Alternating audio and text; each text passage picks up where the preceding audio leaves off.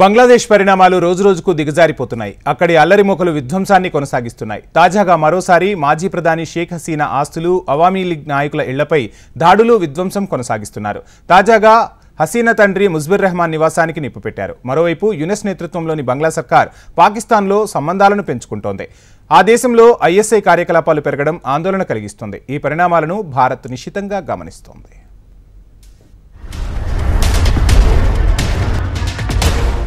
మన పొరుగుదేశం బంగ్లాదేశ్ ఇంకా అట్టుడుకుతూనే ఉంది.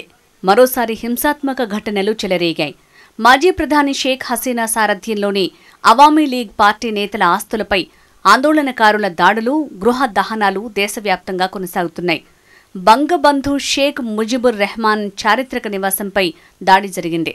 కొందరు నిరసనకారులు ఆయన నివాసంపై దాడి చేసి నిప్పంటించారు.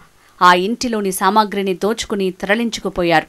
దాదాపు 24 జిల్లాల్లో బంగబంధు ముజిబుర్ రెహమాన్ చిత్రాల్ని తొలగించారు. ఢాకాలోని బనానీ ప్రాంతంలో గల అవామీ లీగ్ అధ్యక్ష మండలి సభ్యుడు షేక్ సలీం ఇంటిని తగలబెట్టారు. పలుచోట్ల ఇళ్లు దోచుకుని ఆ తర్వాత నిప్పు పెడుతున్నారు. బంగ్లాదేశ్ దేశ ప్రధాని పదవి కోల్పోయి భారత్లో ఆశ్రయం పొందుతున్న షేక్ హసీనా సామాజిక మాధ్యమం వేదికగా ప్రసంగిస్తుండగా ఈ దారుణ ఘటనలు చోటు చేసుకున్నాయి. మహమ్మద్ యూనస్ నేతృత్వంలోని మధ్యంతర ప్రభుత్వానికి వ్యతిరేకంగా నిరసనలు చేయాలని అవామీ లీగ్ పార్టీకి ఆమె పిలుపునిచ్చారు. ఈ నేపథ్యంలోనే ఢాకాలో ఘటనలు చెలరేగినట్లు చెప్తున్నారు. తూర్పు పాకిస్తాన్ను పాక్ పాలకుల కబంధ హస్తాల నుంచి విముక్తం చేసి బంగ్లాదేశ్ ఏర్పాటు చేశారు షేక్ హసీనా తండ్రి ముజిబుర్ రెహమాన్. ఇందుకోసం భారత్ సాయం చేసింది. ముజిబుర్ రెహమాన్కు బంగబంధుగా పేరుంది. బంగ్లాదేశ్ మొదటి పాలకుడిగా ముజిబుర్ రెహమాన్ పగ్గాలు చేపట్టిన కొంతకాలానికి సైన్యం ఆ ఇంటిపై దాడి చేసి ఆయన్ని హతమార్చింది. ఇలాంటి చారిత్రక నివాసాన్ని ఆందోళనకారులు ధ్వంసం చేయటంపై విచారం వ్యక్తం చేశారు షేక్ హసీనా. వారు ఒక భవనాన్ని కూల్చేయగలరు, కానీ చరిత్రను కాదు. దీన్ని వారు గుర్తుంచుకోవాలి అని పేర్కొన్నారు. బంగ్లాదేశ్లో తమకు వ్యతిరేకంగా ప్రారంభమైన ఉద్యమం నిజానికి తనను హత్య చేయటానికి అని ఆమె ఆరోపించారు. మహమ్మద్ యూనస్ ప్రభుత్వం తనను, తన సోదరిని చంపాలని ప్లాన్ చేసిందంటూ కామెంట్స్ చేశారు. తన ప్రసంగంలో హసీనా తన నివాసంపై జరిగిన దాడి గురించి పలు ప్రశ్నలు లేవనెత్తారు. తన ఇంటికి ఎందుకు నిప్పంటించారని అడిగారు. తాను బంగ్లాదేశ్ ప్రజల నుంచి న్యాయం కోరుతున్నానని, తాను నా దేశానికి ఏమీ చేయలేదా, మరి ఇంత అవమానం ఎందుకు అని ఆమె సోషల్ మీడియా ద్వారా నిలదీశారు. ఈ క్రమంలోనే మళ్లీ హింస చెలరేగినట్లు తెలుస్తోంది.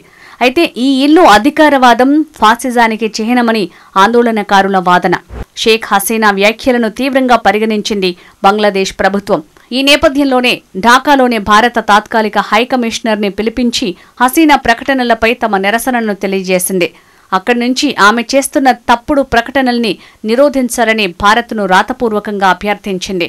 బంగ్లాదేశ్ తీరును భారత విదేశాంగ శాఖ తప్పుబట్టింది. షేక్ హసీనా వ్యాఖ్యలను భారత ప్రభుత్వానికి ఆపాదించడం సరికాదని విదేశాంగ అధికార ప్రతినిధి రణ్ధీర్ జైస్వాల్ పేర్కొన్నారు.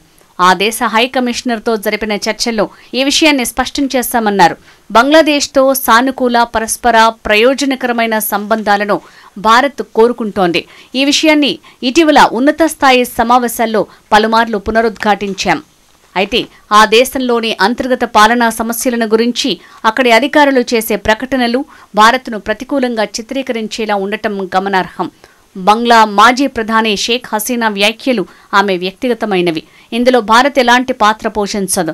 ఆమె వ్యాఖ్యలను భారత ప్రభుత్వానికి ఆపాదిస్తే ఇరు దేశాల ద్వైపాక్షిక సంబంధాలు దెబ్బతింటాయి. దీన్ని బంగ్లా కోరుకోవటం లేదని విశ్వసిస్తున్నాం అని జైస్వాల్ తెలిపారు. ఈ మేరకు బంగ్లా తాత్కాలిక హైకమిషనర్కు సమన్లు జారీ చేసినట్లు ఆయన వెల్లడించారు. మరోవైపు భారత్లో ఆశ్రయం పొందుతున్న బంగ్లాదేశ్ మాజీ ప్రధాని షేక్ హసీనాను తిరిగి రప్పించేందుకు ప్రయత్నాలు కొనసాగిస్తామని బంగ్లాదేశ్ తాత్కాలిక ప్రభుత్వం ఇటీవల పునరుద్ఘాటించింది. అవసరమైతే అంతర్జాతీయ మద్దతు కోరతామని స్పష్టం చేస్తుంది.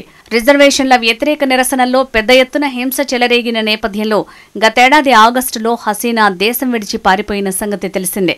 అప్పటి భారత్లో ఆమె తలదాచుకుంటున్నారు.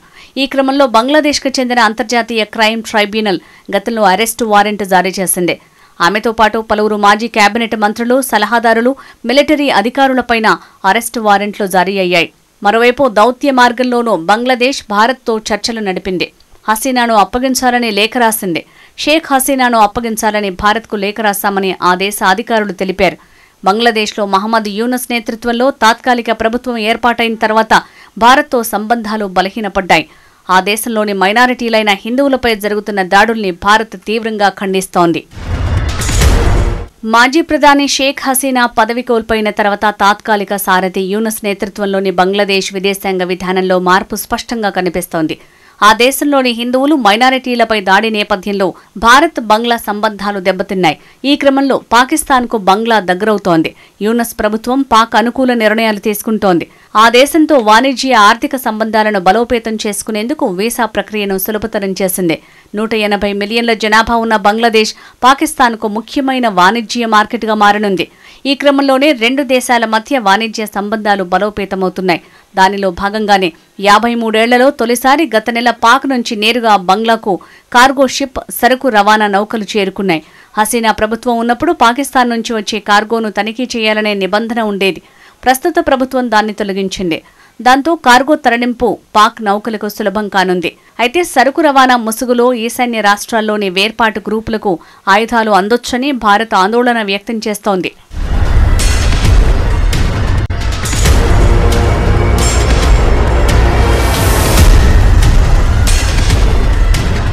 బంగ్లాదేశ్ను తప్పిపోయిన పాకిస్తాన్ నేతలు అభివర్ణిస్తారు.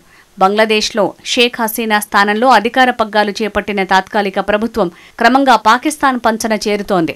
పాక్ నుంచి ఆయుధాలు, ఆహార ధాన్యాలు దిగుమతి చేసుకోవటం మొదలుపెట్టింది. పాక్ నుంచి అబ్దాలీ స్వల్ప శ్రేణి క్షిపణులను, తుర్కియే నుంచి యుద్ధ ట్యాంకులను కొనుగోలు చేస్తున్నారు. అంతేగాక బంగ్లా దళాలకు పాక్ సైనిక శిక్షణ కూడా ఇవ్వాలని నిర్ణయించింది. పాక్ సైనిక గూఢచారి సంస్థ ఐఎస్ఐ బంగ్లాదేశ్లో క్రమంగా పాగా వేస్తోంది. ఆ దేశంలోని ఛాందసవాద శక్తులను భారత్ మీదకు ఎగదోసేందుకు సన్నాహాలు ఇప్పటికే మొదలయ్యాయని తెలుస్తోంది. కశ్మీరీ ఉగ్రవాదులను బంగ్లా మీదుగా భారత్లోకి ప్రవేశపెట్టే కుట్రకు పాల్పడుతోంది. బంగ్లాదేశ్, పాకిస్తాన్ సైన్యాల మధ్య సంబంధాలు బలపడటాన్ని న్యూఢిల్లీ నిశితంగా గమనిస్తోంది. బంగ్లాదేశ్లో పాక్ వేలు పెడితే రేపు చైనా కాలు పెడుతుంది. దీన్ని భారత్ తీవ్రంగా పరిగణిస్తుంది. ఇందుకు విరుగుడుగా భారత్ కూడా ఆట మొదలుపెట్టింది. ఇందులో భాగంగా ఆఫ్ఘనిస్తాన్లో తాలిబాన్ ప్రభుత్వంతో సంబంధాలు మెరుగుపరుచుకుంటోంది.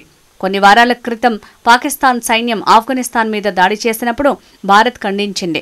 ఆఫ్ఘన్లో రహదారులు, ఆస్పత్రులు, పాఠశాలల నిర్మాణానికి భారత్ సహాయపడటం పాకిస్తాన్ పాలకులకు మింగుడు పడటం లేదు.